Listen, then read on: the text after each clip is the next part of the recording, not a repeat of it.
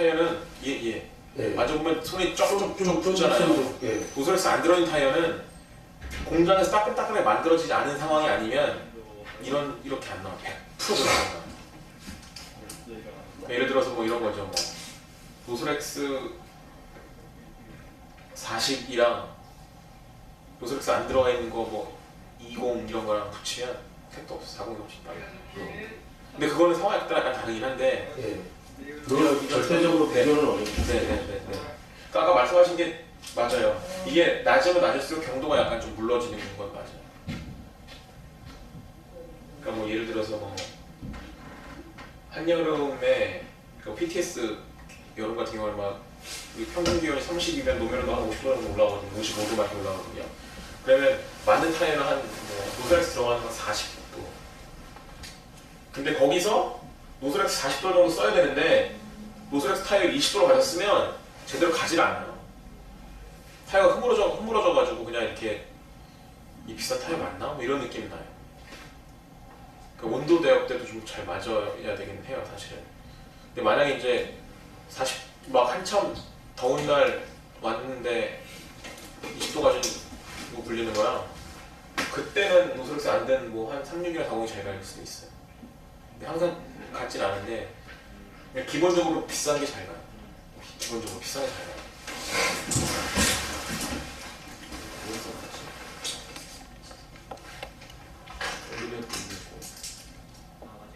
아웃도어에서는 거의 노스렉스를 써야 되겠네요.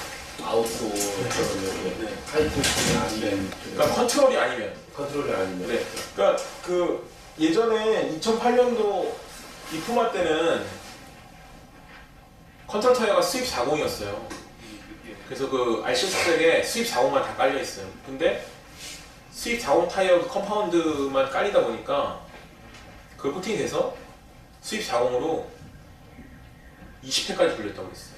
하나가 연습할 때 20회까지 똑같은 컨디션이 나오는데 뭐 그런 얘기를 하더라고요. 그러니까 뭐 항상 그런 건 항상 그 컨디션이 다 다르니까.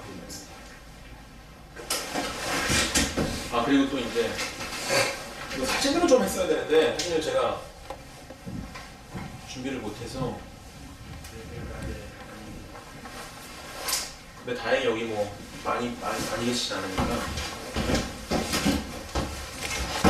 이게 타이어를 이렇게 만져보면 만져보세요. 이게 안에 타이어하고 더 눌러 공기층 지나면 인서트가 있는 거예요.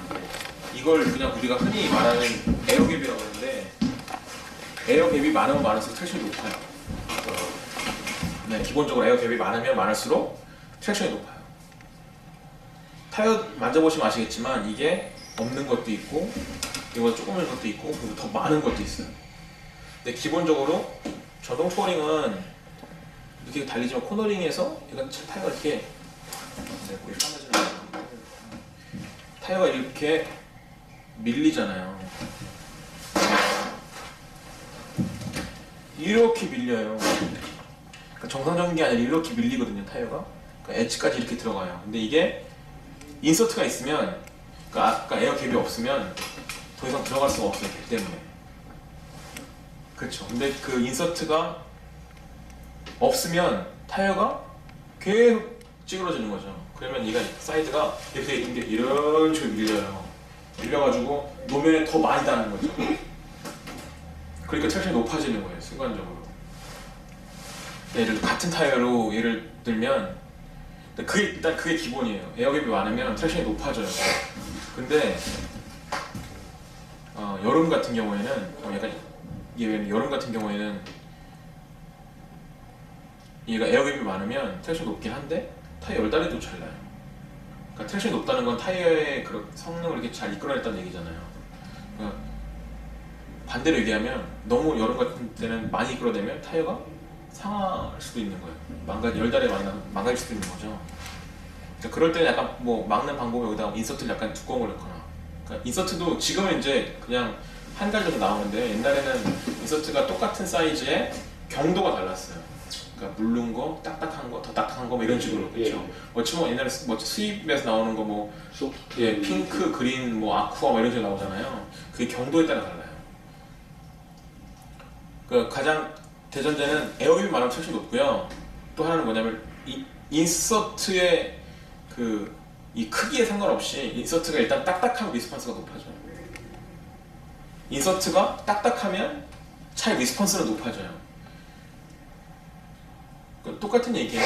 코너링 했을 때 그러니까 에어갭은 이만큼 있는 애가 있고 바닥에 물렁이 있는 애가 있냐 딱딱한 애가 있냐의 차이예요. 그러니까 트랙션이 높은 상황이면은 그러니까 트랙션이 충분한 상황이면 물렁이 애보다는 딱딱한 애가 훨씬 차를 반발력을 있게 만들어줘요. 그러니까 그건 경험이라서 그 여기도 마찬가지. 제가 작년에 그 타미야 아시아컵 예선할 때 말씀드렸잖아요. 저는 전부 다 그 인서트를 미디엄 썼다고 모든 레이스를 다. 소칼이 그래요. 그 캘리포니아에 있는 소칼 레이스웨이가 굉장히 하이바이트예요. 이렇게 가면 발이 쩍쩍 붙어요. 서킷 바닥에. 거기 이게 뭐냐 그립제가 바닥에 다 깔려가지고 이렇게 밟으면 바닥이 쭉 떨어져요. 그런 데서 어떻게 굴리냐면요. 소렉스 36에 소렉스는 크잖아요 타이어가. 소렉스의 림은 그 요코모 림이나 타미야 림 이런 거 써요. 그 왜냐면 림도 잘 보면 휠 보시면 휠 단면을 보면 이렇게 생겼어요.